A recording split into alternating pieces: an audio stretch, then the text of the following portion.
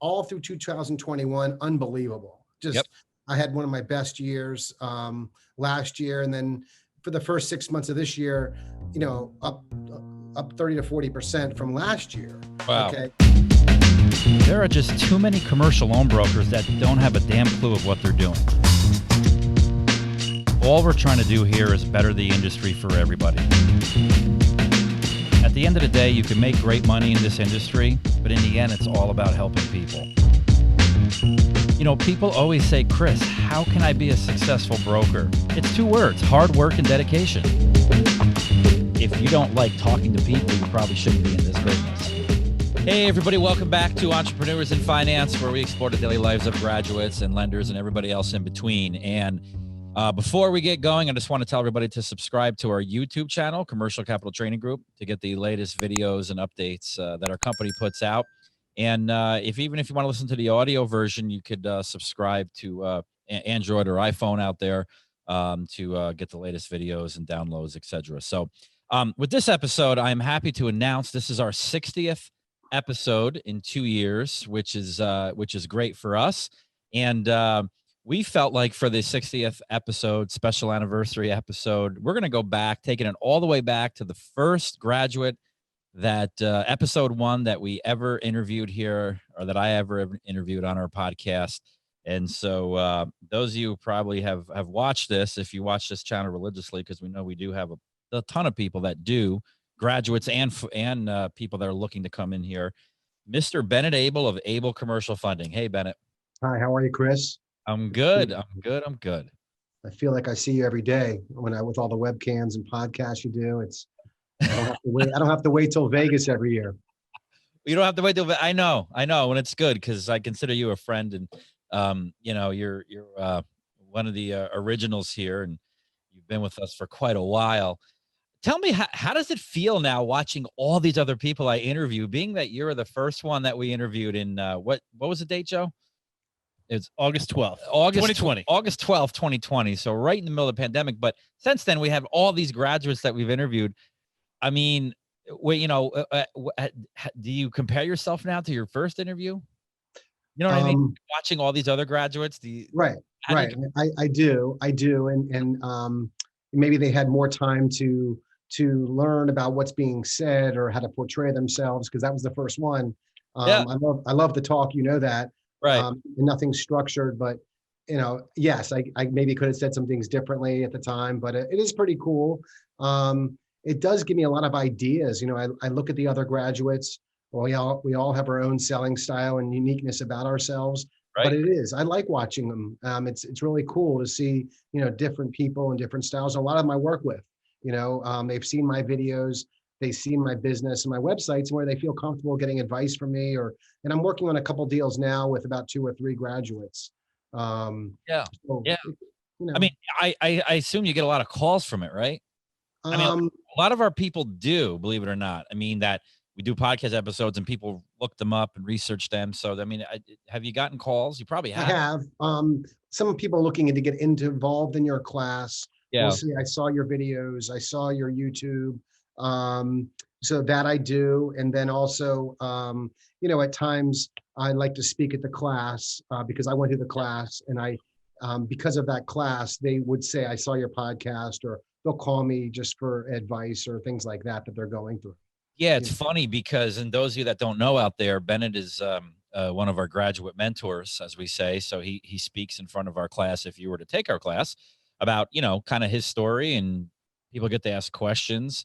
But a lot of people, Bennett, when I say, okay, the next doing class, the next person up is going to be a pleasure to have, and it's one of your graduate mentors, they're like, oh yeah, this is Bennett. We watched him on a podcast. We watched. So even people coming in now, they watch these podcasts, man, even all the way back to day 1 when we did that first episode.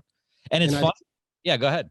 I see people like in there, I'm in my office now, but when you did it, I was in my basement, a bare wall during COVID, family upstairs. Yep. Now, I'm in my office of a different scene, and I look at the others. I'm like, wow, I didn't look that professional in that situation because it was during COVID. But no one was really going in their offices. Yeah, right. Yeah, now you're in your office and right, and back to swinging things. So, I mean, So tell me about, I mean, it's been 2 years. How has business been coming out of COVID, in COVID? Now you're full swinging. I mean, it's been 2 years. I mean, I know how it is, but tell our viewer, I mean, because I'd speak to you more often, but Yeah. how has it been since that podcast episode? How has it changed? That podcast episode, August 2020, like the bad news was past us. I was in like full on, full on business. Like COVID was a distant memory. We talked about that. We were in the industry of, I'm in the industry of really real estate lending. As much as I lend a lot of products, I really focus 75 to 80% of my business in real estate. Right. And COVID, besides golf courses, has helped real estate like no tomorrow. Okay. And so at that time, I was in full throttle. March through May for most of us was from dark times in 2020. And then it opened up. So when I was talking to you in August, amazing. We both felt some like bummed out for a lot of industries, whether it was restaurants or whether it was certain industries that just couldn't do business like we could because we're on the phones or we're doing real estate. And then since that time, like it's been all through 2021, unbelievable. Just, Yep. I had one of my best years last year. And then for the first 6 months of this year, up 30 to 40% from last year.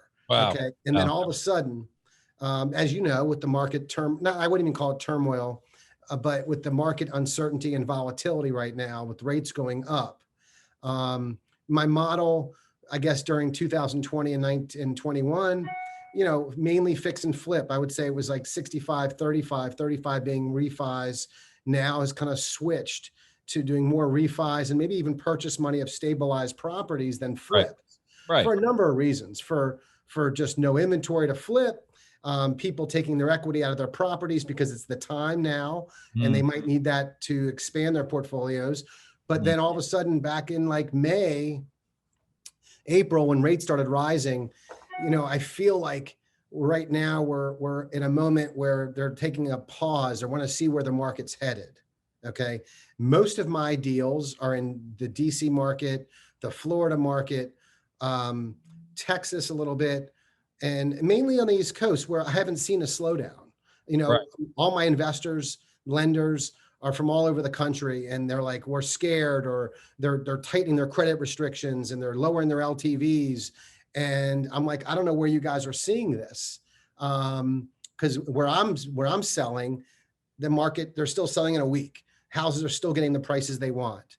But it all makes sense. And what I want the viewers to even looking into the class, like, is this a good time to go into business? Kris, I use your statement all the time in class that you say, this business can thrive in a bad market and a good market. We're not in a bad market right now. We're just in a market where I think a lot of people are protecting themselves for uncertainty. We don't know.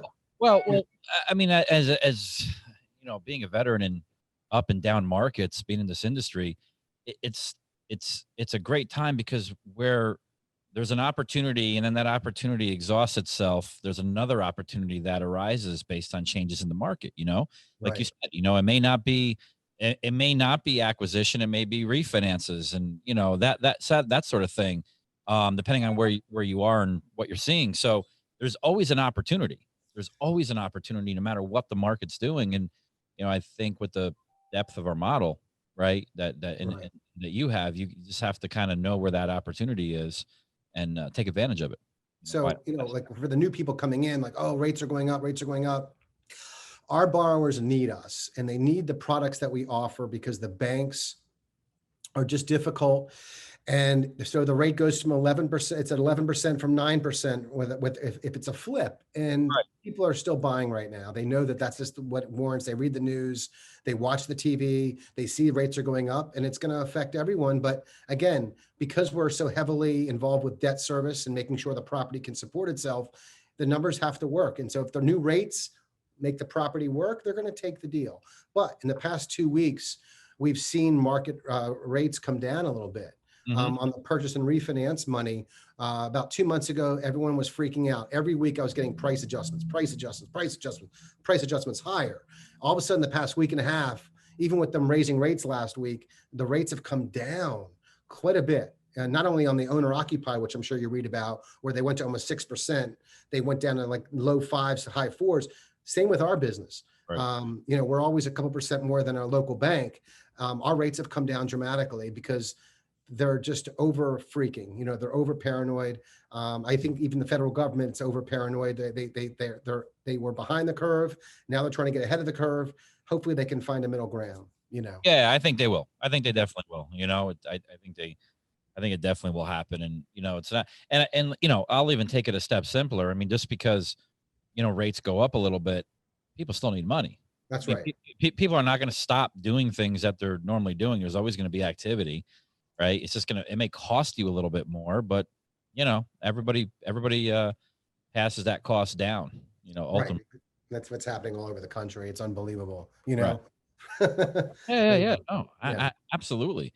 Um, how is your business? You know, what do you think is um, the, I don't know, the number one thing that you equate to your growth personally, right? I don't mean like, because we all know the opportunity was there. 2021 was a killer year after I talked to you in 2020. And then you said you're up 30-40% already in 2022. But outside from the demand itself in the market, I mean, your personal business philosophy, your personal growth, what do you think has contributed to your constant growth in the last 2 years since we And that's a great question. And the other day, I got another review on Google, and I often go back and read all my reviews, not just to solidify why I'm good, but I want to know what they're buying. And just what you just said, what has propelled me, I believe, is just the attention to detail. As we started our conversation offline, my being so responsive. There's no hours in the day that I can't respond to a client. You know, depends on what business that you're in, Kris. But I put myself in the shoes of my borrowers, and if I'm freaking out at 9:30 because my vacancy rate has gone up or something, and they're reaching out to Bennett at 9:45 on a Tuesday, you know what? I would want my lender to reach back to me, whether it's at 5 a.m. or it's at 11 at night. And Right. I do those things because I would want that. And I often put myself in the shoes of these borrowers, but I just feel my style is one of very formal, but I put myself in their shoes, and I give them everything they need. So a lot of my clients, I mean, we're become friends. I just give them a lot of detail and a lot of attention, and I work very hard for them to make sure the deal goes through, you know. And that's what you're buying from me, is that while I might not, I'm very fair when it comes to all my fees, but you're going to get funded with me. And someone mentioned the other day, actually a new graduate called me for advice this morning, matter of fact, and said something like, what makes you better than all the other CCTG graduates out there in the country? Why are you getting deals? And Right. I said, well, let's take CCTG out of it, because like, how many insurance agents are there? How many car salesmen? How many doctors? I mean, anyone that's in their own business, there's tons of people in the trade, right? So Right. I rarely come across, you know, those things that you have, that we have to deal with. And so they buy me basically for what I'm providing them, you know? Yeah. So, Right. I mean, it's not, and, you know, comparatively speaking, there's more doctors, there's more insurance agents, there's more car right. salesman people than CCTG graduates, or, you know, or I should just say people in the business that, you know, in terms of what we do. But, Right. you know, I think, you know, I think people have to realize that, you know, everybody comes out of this training, right, on an even play, or on an equal play, right, on an equal platform. Everybody comes out, and it's all about what you do with that, right? And I think that's what you're alluding to, right? People buy you. I mean, Right. you know, you have pretty much the same resources as the guy coming out next month in training. Right. It's all about how you're going to brand yourself, right? How you know, how your work ethic. I mean, you said it yourself, right? Someone calls you at 9:30 or 9 o'clock, like, you're going to get back to them. You're going to take the call. That's just who you are. You're not going to say, you know what, it's 9 o'clock. You know, that can wait to the next day. Right. Exactly. You know, that's just your determination and drive. And oftentimes that's hard for somebody looking at you saying, like, well, you know, Bennett, how are you doing it? It's really a personality trait because you both have the equal. It's not like you're saying I got better lenders than you. You guys have all the same lenders, right? It really comes down to your work ethic and how bad you really want it, and what are you, how are you approaching this business in terms of Yeah. Yeah. and that's what I love about you throughout the years. You have and I, I'm not trying to blow smoke up your butt, but every time we get off those calls and training, when you're, telling your story to graduates, they always say, man, that guy has the best energy ever, high energy, high energy. And I'm like, you're going to make, it's what you put into it. And, Right. you Yeah. know, Yeah. it's, it's what you put into it. And you just bring a really great energy to the business. I like what I'm doing, and I think you can hear it in my voice, and I think that's true in anything in life, that you propel and excel when you enjoy what you're doing. Right. And really, I do. I enjoy what I do. It's a lot of pressure in this business.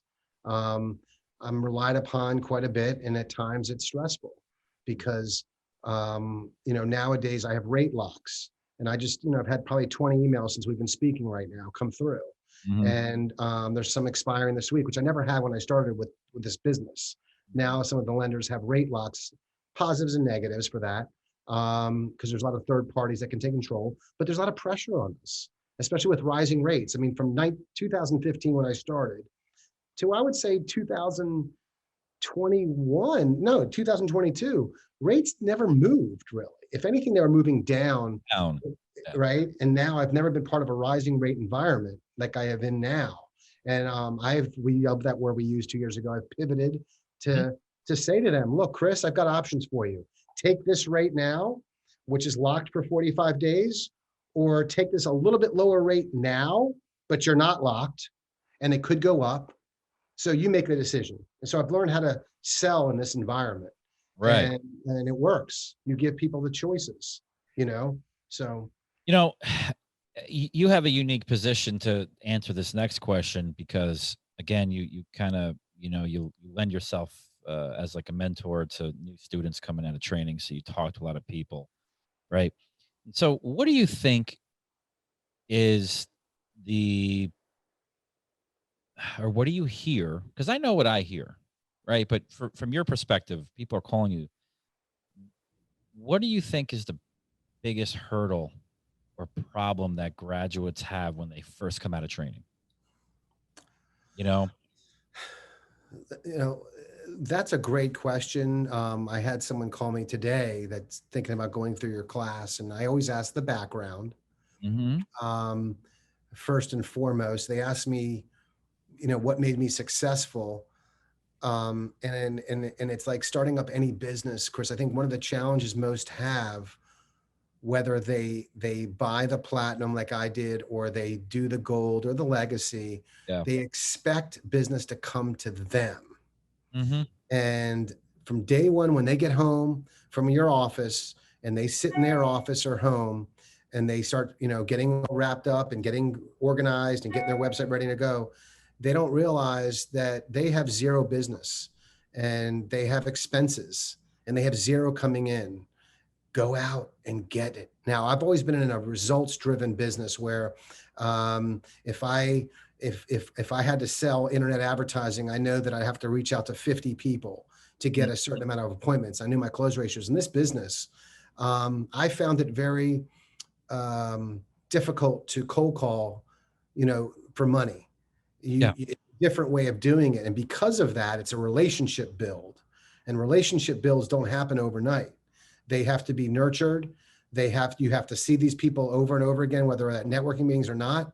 Right. So because I've been in the sales arena all my life, I know that a day that I always use that word, touch 25 to 30 people somehow or shape or form, that's going to help me down the road. It's not an immediately driven success that day, but I think they don't realize how much they have to plant the seeds, and it will come back to help you.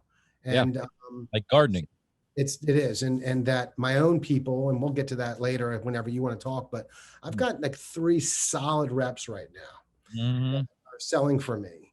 And it's so what's the word I want to use? It's such a pleasure to see them now getting referrals off of their deals they sold. And like when they call me, like, hey, Bennett, you won't believe this. I got 3 deals from XYZ. He just sent me 3 of his friends. Ask And client. this Yeah. got this, Yeah. you know, Yeah. Wow. and That's, it's, yeah. Yeah. So, I mean, but again, to your point, and, it's interesting because I'll remind everybody when you came through in our training, gosh, what, 15? I think it was yeah, 2015, right? Originally, um, you were an internet marketing guy. That's what you sold, digital marketing services. But yet you bought the platinum package, which is loaded with internet, digital marketing services. We didn't have the legacy at the time, but the platinum. What made you buy that again? Just for people to refresh their, or to new people now watching into this, because you originally came in 2015. Even though you were, internet, digital marketing, what made you buy the package that had digital marketing into it? 2 reasons, well, 3 reasons. And again, the lady that's looking to go to your class asked that same question. Right. Because I had left what I was doing to go into this business full time, both feet forward. I had a son who was 2 years away from college and a daughter behind him, and I needed to make money immediately, not Right. just from the workload that Google is to buy your ads, to monitor everything. I really needed to make money within those 6 months. I had goals that I wanted to achieve, and that I knew that buying the platinum, like, you're going to make it a little bit easier for me. You're going to get my phone ringing at the beginning to make mistakes, to get trained off these leads. Mm-hmm. The second reason why was to, have you guys deal with the marketing and the postings of social media, because I knew what goes into it, that right now I'm so busy, I just can't deal with it. And I knew I'd be busy even from the get-go, because I'm out cold calling on banks. I was averaging 10 to 12 banks every week, going and knocking on their door. So in other words, in other words, you knew the work it took to do digital marketing. And so I guess you were wise enough to say, that's not my biz anymore. My business is finance and going out and getting deals. And, it's smart enough to lay it off that knows how to do it. Yeah. And now I'm at a point where, like, sometimes a client will call me saying, hey, I have time at the 13th, I have time at 3:30 or 4 o'clock today. And it was like 9:30. Like, why can't you talk to me now? Like, I'm booked with certain calls with our new leads. Right. Mm-hmm. And also I have time with my current sales reps to kind of talk about their deals, because they need advice and coaching, as I got from you in the first 6 months. Yeah. So I'm a busy person when it comes to, like, coaching, selling my own loans, because I do my own loans as well. Right. And the third reason is I was going to hire sales reps, Kris. So, in this business, I've had a good success bringing people on board full time by providing them leads and marketing and the social media platform that I've developed. So it's all really fit what I was doing. This business is really a marketing driven business. It's an internet business. People search all the time for money on search. They really do. Yeah, they do. No, they do. I mean, things are changing. Things are changing because of this thing, right? Right. Everybody's tied to this, and they're using it as a tool to get information, including finding money, And I'm like this too. Like, I work a lot. I work hard. I play hard, but, like, it amazes me also that it could be New Year's Eve or Christmas Eve, or it could be a Sunday at 6:30, and my clients are calling me. It's okay. It's okay. Right. Maybe I have developed that comfort for them to feel they can reach out to me at those times. Well, it's a work ethic thing. But it's work ethic, but it's like, you know what? How long does it take you to respond to someone? Even not just as much as New Year's Eve, really? You're calling me for money on New Year's Eve, really? But, like, that's just the business we're in, That's Kris. going to separate you, though, from I always say that separates you from the rest, because no one else is making that call. Right. Does that make sense? Yes. Yes. I remember this just happened a couple days ago, and it's the same context, but a different, but I think you and I share the same work ethic. I had a good friend of mine that passed away recently. So sorry to hear that. A couple days ago. No, I appreciate it. And the last couple nights I couldn't sleep. He was really my best friend, and has passed away suddenly. And I couldn't sleep. But so we have a $100 million deal that we're funding, right, through our fund, Prime Capital Ventures. And I got the a pair of documents came via DocuSign that needed to be executed, that the CEO, the developer of this company, signed, and it was waiting for my execution. And he had sent it, right? The developer had sent it back at 2 a.m. Right. And I'm up, and I couldn't sleep. It was actually the night before we laid him to rest. Mm. And so I was a little anxious and just up, and I see I have no choice. What am I going to do when I'm up at 2 a.m.? I'm looking at my phone. I'm kind of working, if that makes sense, right? Because I throw myself into work and times like that. And so I saw it come across. I looked at it, and boom, I executed it right back. And I got to, on deals like this, $100 million deal, I'm very intimate with the sponsors. And he texts me and he goes, "You got to be effing kidding me." Right. He goes, "I can't believe that you're up and you just executed the document." He goes, "Wow." Like, he's used to dealing with banks that take, a week, 2 weeks, for somebody to execute back a document. But I was up and I was working at 2 a.m. and boom, I executed it right back. And, I said, that's what you get with us. But I'll execute it back at 2 a.m. because I'm working. Exactly. And matter of fact, there was someone in my class in 2015 that had said to me, Bennett, it's funny, you do take calls after 6 or 7 at night. I don't. I'm with my family at that time. And again, that's kind of why I do the volume I do, and that person doesn't. And because my clients are out in the field during the day, or, it is what it is. Everyone has their times. I work out in the mornings. I work before I get up, kind of do my thing. But it's at the end of the day, you've got to manage your time that works for you, And it's always funny, right? Because then it's that same guy who sees you doing better than them that's gonna, that is gonna, sit there and be envious, Right. Right.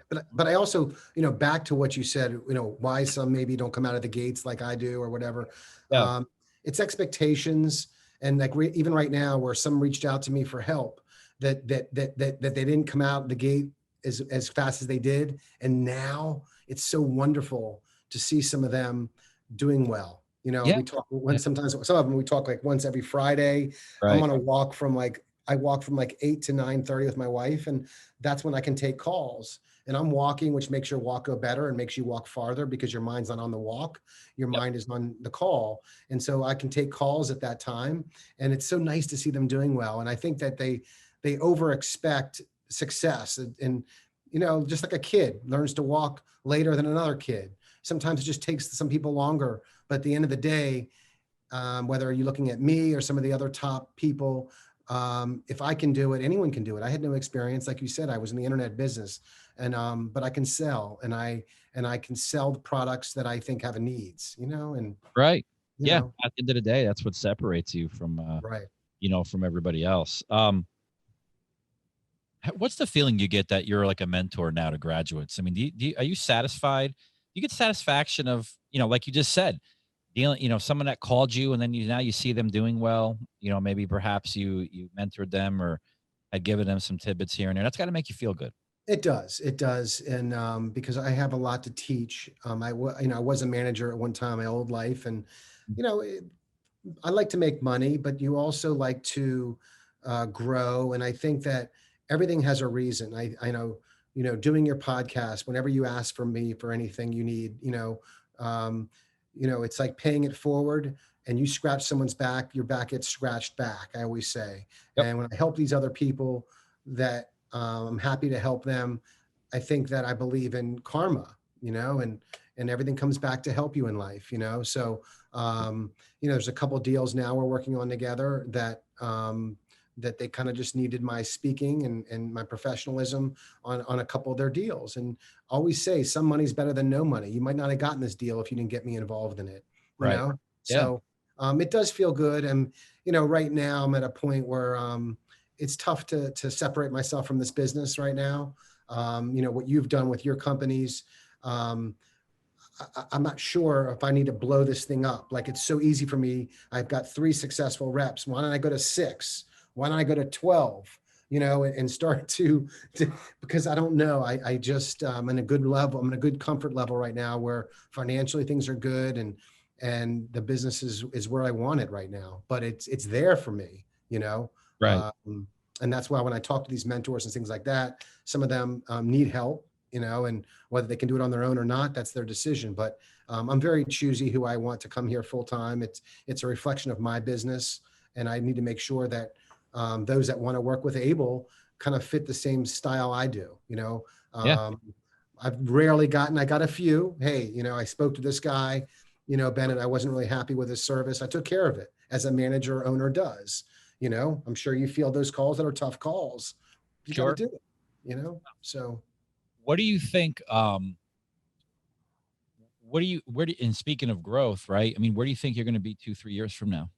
It's funny. The same girl this morning that wants to go to your class said to me, what's your vision for the future?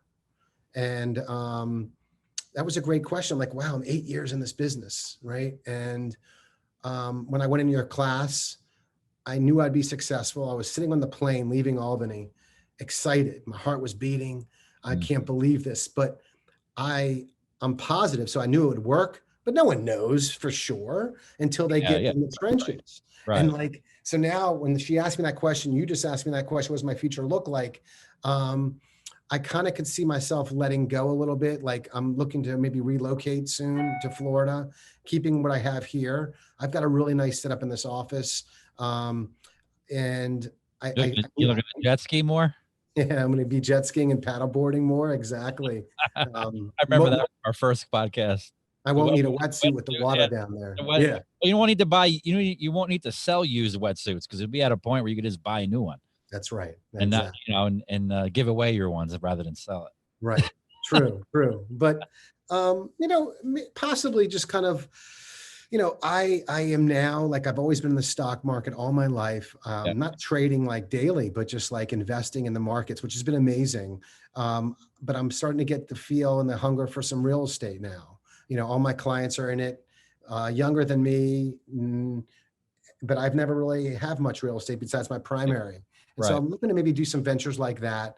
Not necessarily on the fix and flip side, but, maybe invest in some multifamilies and just kind of expand that way. I see that, but staying in this business, and possibly keep it growing, and doing what I'm doing, Right. Well, if you love what you're doing, right? Like you said, it's not work. Right. It's not work. Every day is the same. Yeah, absolutely. Yeah. Absolutely. Do you have any questions for me? You and I talk a lot, but. Well, one thing I want to start to, sometimes in life, like you get what you promote, or like, my space is between 250 and $3 to $4 million deals. Okay. Right. And I'll take them all day long. I do a lot of volume. Conservatively, we're at 20 to 25 a month deals. I'm going to ask you, so you're doing 20 to 25 deals a month right now. Solid. Yep. And again, I have 3 people though now too. So, me personally, do pretty well with mine. But when I saw you expanding to, your prime capital ventures and things like that, I need to learn more about that. I think that I don't promote the bigger deals. Like Rick right now in Charlotte, who works for me, has an $80 million deal right now. Okay. On a development deal in Charlotte. We just got a $10 million storage deal for storage units from a banker in Charlotte. I don't know why it's not as experienced as me, is getting these deals. Unbelievable. Okay. Well, so I'm not to cut you off. So what's your question? You have a question to that, or? No, I'm just saying, like, how did you get involved in that? I know one of our graduates had a fabulous opportunity, but you had the wherewithal to find someone or establish this relationship. I mean, it comes out of a need of getting into a space. I mean, don't get me wrong. I've brokered deals that were pretty significant, maybe in my career, a bunch of times, not every month. Right. But I'm talking, $100 million plus deals.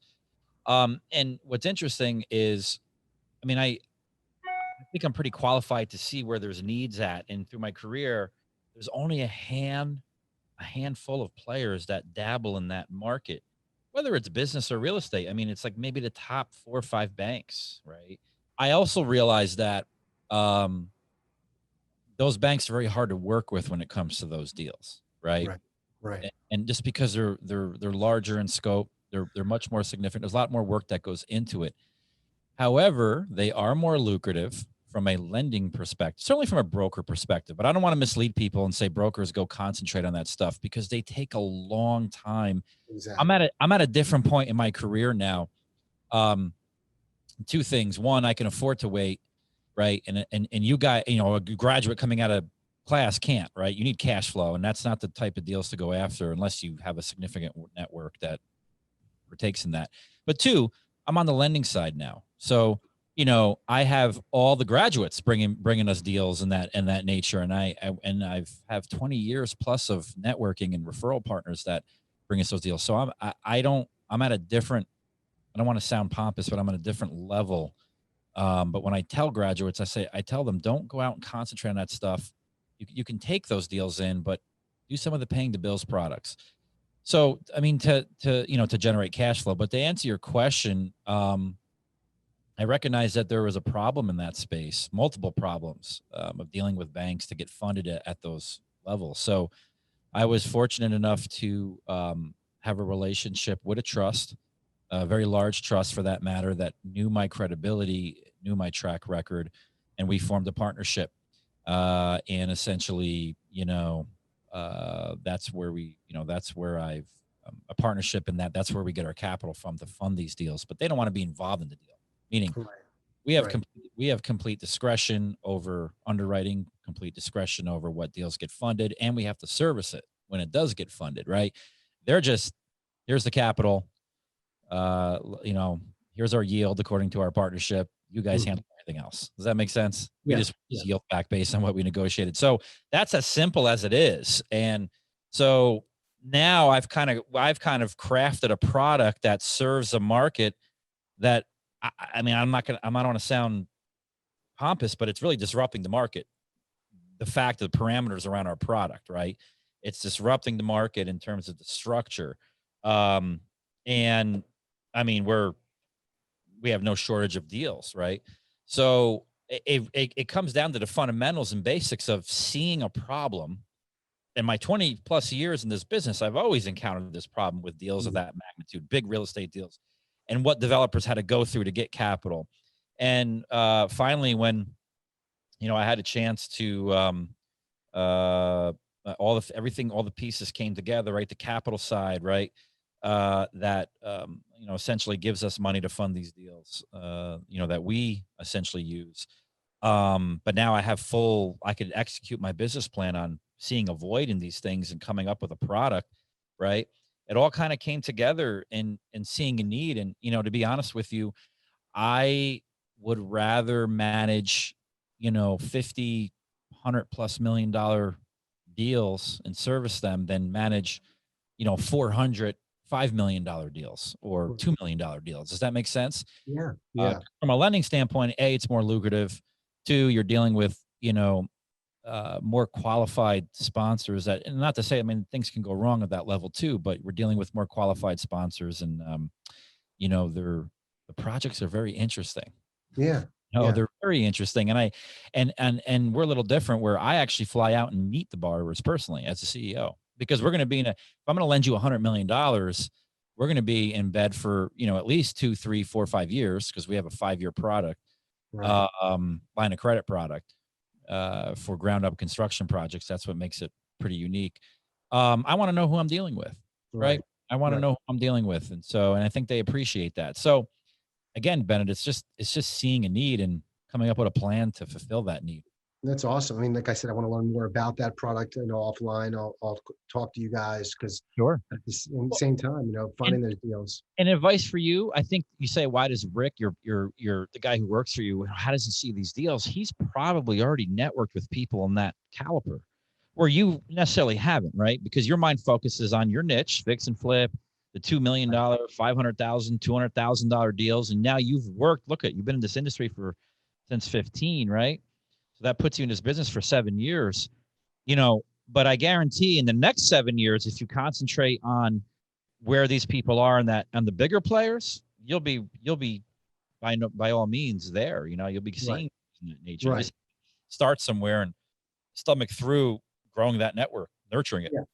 Here's a question for you. Yeah, go ahead. So, you had talked about your background. You worked for many banks locally in Albany, whatever, back in your day. And then um, I'm not sure you opened up Prime before the training group, but Yes, way before. okay, you did. Okay, so you were brokering deals for yourself Correct.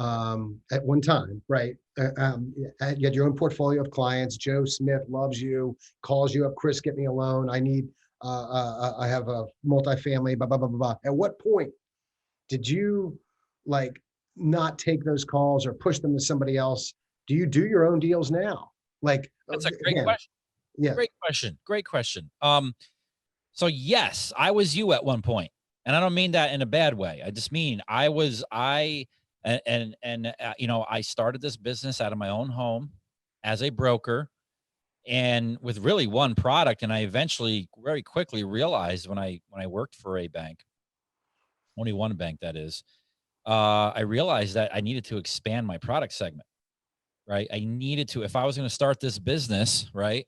As a broker, I needed to expand my product segment. So I went out and I learned and it took years to do, but incorporate other products so I could service people's needs, right? To kind of become a one-stop shop. So I know what I tell grads the first thing on Monday morning, I say, I know exactly what you're going through right now and where you're going to be starting next week in your home. Most of grads start from home, right? I know exactly what you're going to go through because I lived it, right? So to answer your question, at what point did I stop taking calls, or you come to a point, and you may already be there. Maybe you're going through this right now, Bennett, but you come to a point where you can only do so much, where you start to become a disservice to your business because it's just you, right? And I know you have sales reps, but which makes it even worse because everything has to filter through you. So you come to a point where you realize you're being a disservice to the business because it's just you. And yet you're going to have to realize, I realized at a point, look, I'm going to have to make less on deals because I was just brokering then, but take a piece of my profits and go out and invest in my own business and hire people to take some of the load off so I can concentrate on growing the business. right. And it always works out. It always works out, because you go through the emotions going, all right, gee, if I'm making, let's just say I'm making $1 million a year, or I'm making $600,000 or $500,000 a year. That's what I'm making. But I'm gonna have to take 200,000 of that 500,000 I'm making and reinvestment back into my business and hire some employees to help me out. And your initial reaction is, gee, I'm gonna lose 200,000, right? Because you're taking it out of your net profit that you're seeing, that you're bringing home.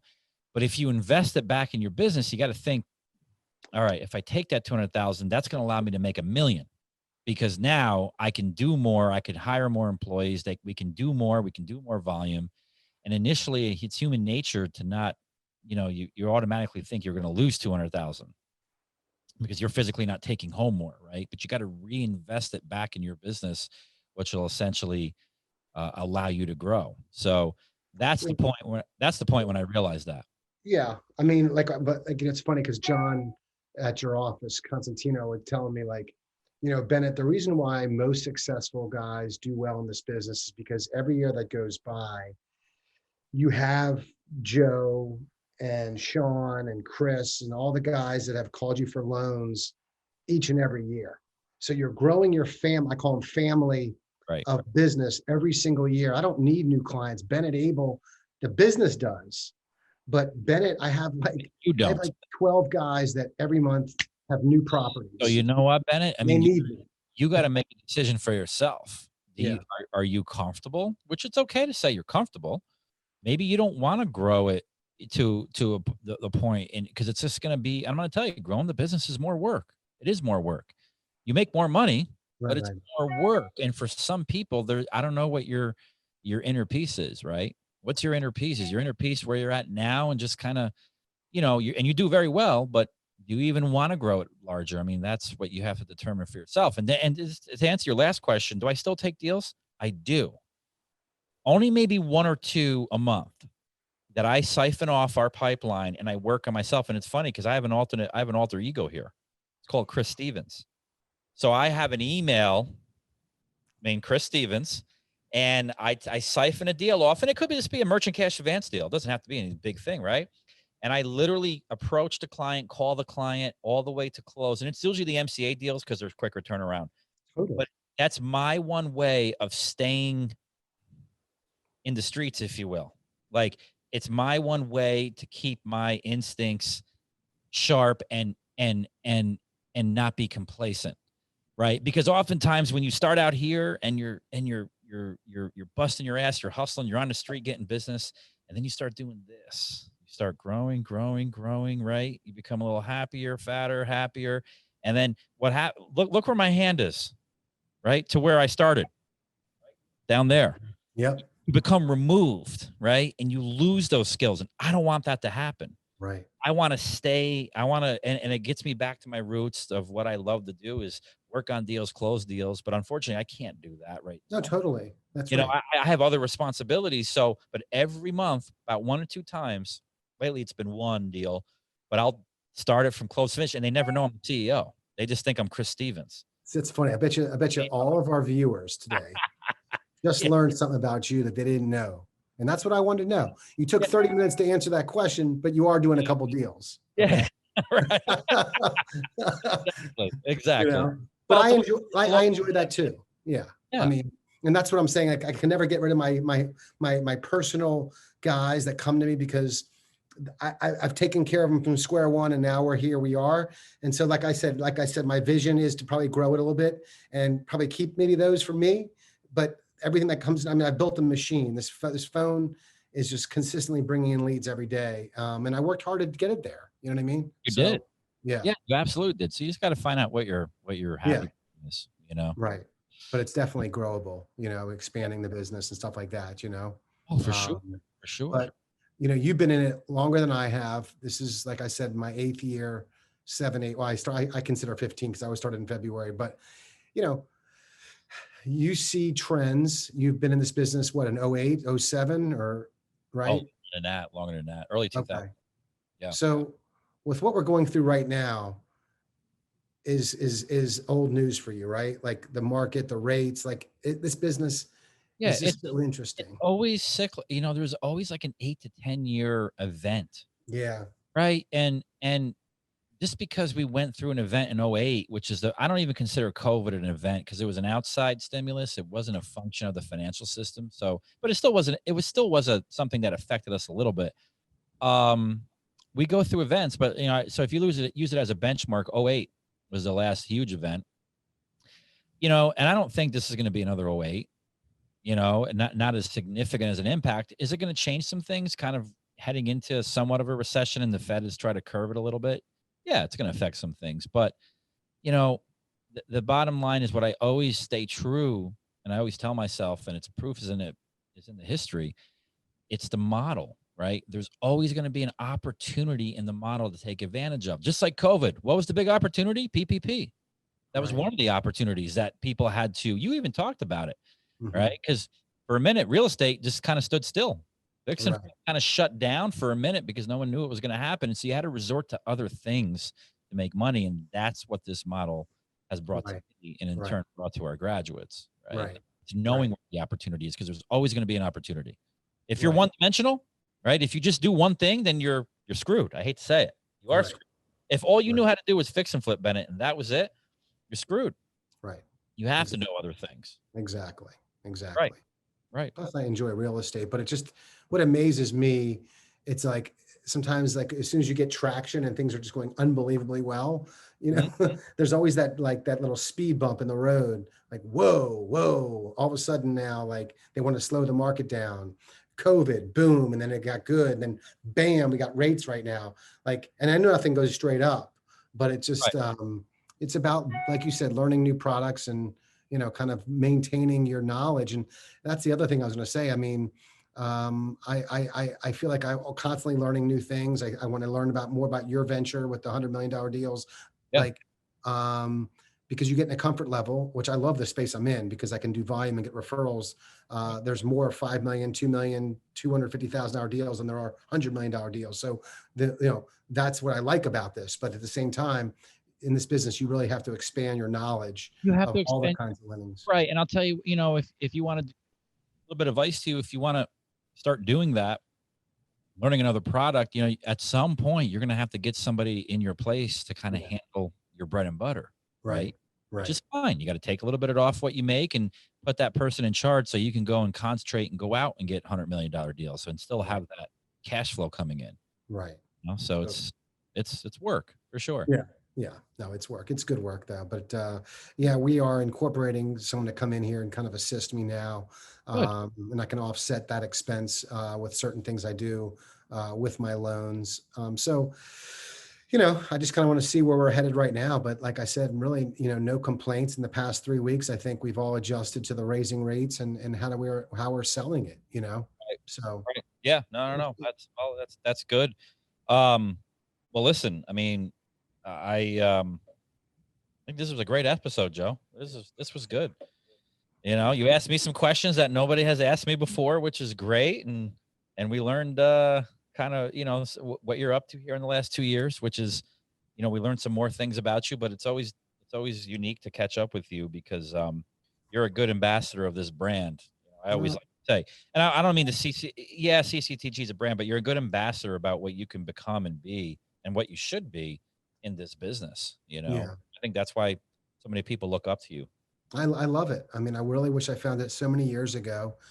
But sometimes in life, if your back's not against the wall, you don't look. And complacency sets in. Money is a driver of complacency sometimes. Mm-hmm. And so sometimes it was good that I had to find something new. Otherwise, I wouldn't really have found you. I got another good question here. Yeah, go ahead. You've had some great success at your conferences, getting talent, getting speakers from Sugar Ray to the guy that killed Osama. You now have the guy from Shark Tank coming on. Okay.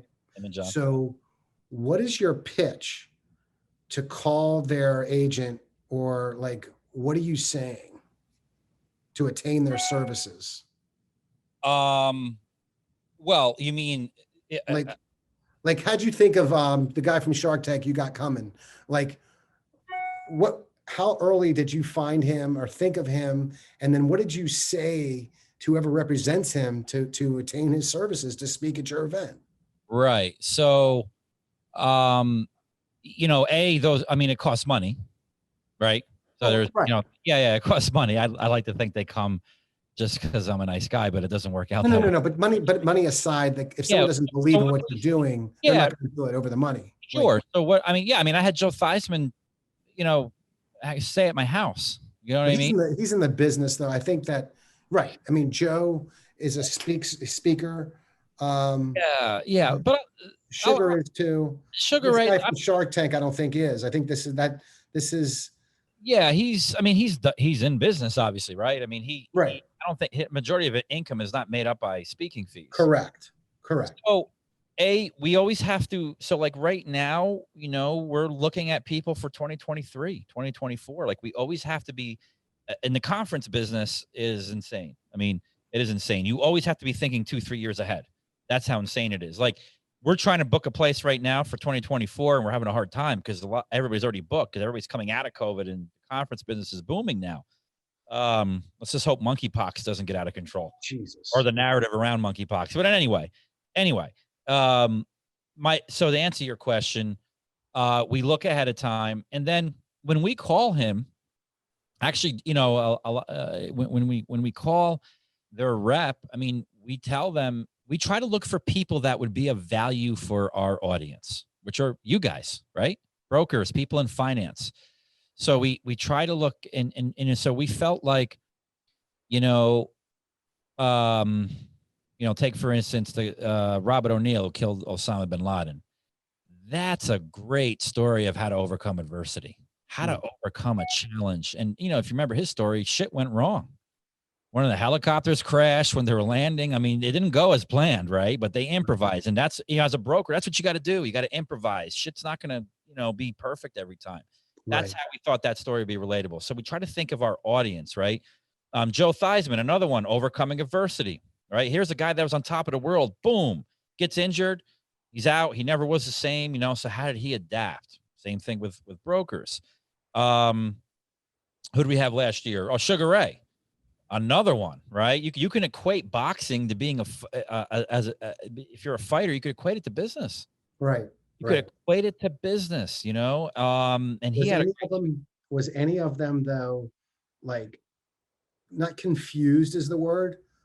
I'm sure amazed at what you've built, but like doesn't understand what we do. Like they may not have known this space had existed. that is correct. A lot of them didn't. I can tell you 100%, and a lot of them don't make the connection. And to be Right. honest with you, until I personally meet them. So I always get the pleasure of meeting them. I have people here that contact the reps. Rep says, "Oh, okay, yeah, commercial loan brokers, whoop-de-doo." But we tell them it's a value, right? These are people that are, fueling America, getting capital to Main Street, getting capital. These people are instrumental, and so they get that.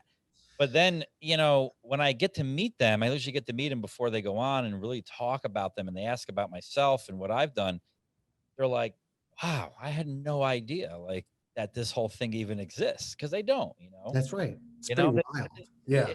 it's wild. They don't. And now Jamin John will be interesting because maybe he does, right? Here's a guy that has built a huge brand. He's invested in businesses. So I'd be curious to hear that, but hear his side of it. But I always use Shark Tank in my pitch. What I mean by that is, God, Bennett, I was thinking about going into partnership with this multifamily, but right.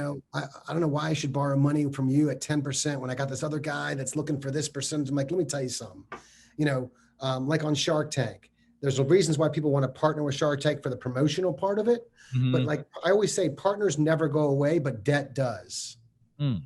And I'm going to learn that from you at the class, but it's true. We sell debt that will go away once paid off, but partners, good or bad, don't go away. Okay. And so sometimes I always say, hey, work really hard to have your own business and have no partners, because sometimes partners can get in the way. You've heard this, the horror stories, right? So like I've lived in some instances. Yeah, I know. I mean, I lived it. That's why, there's a reason why I have 5 companies and there's no partners. It's just me. Exactly. But I've been in companies where there are partners and yeah, it could be tough. It's very, very hard. It's actually very unique to find a partner that has the same work ethic in you too. Right. Is as honest as you and carries their load and has the same mindset. Because if any one of those is out of sync, it becomes a real big problem. Yeah. Big problem. Yeah. No. So that's pretty cool though. Yeah. I mean, you've had great speakers. I think it's a great way of attracting people to come and they all watch them. They're very high profile people you get. So it's been wonderful. Yeah. Really. Well, good. Yeah. I'm glad you see the value in it. Other people have, and I don't know who we're having next year, but we're in the works of it though. So yeah. Sugar Ray was unbelievable though. Great speaker, very motivational. I was blessed to interview him. Yeah. Yeah. Very blessed to interview him. That was cool for me. Really cool. So cool. It's so cool.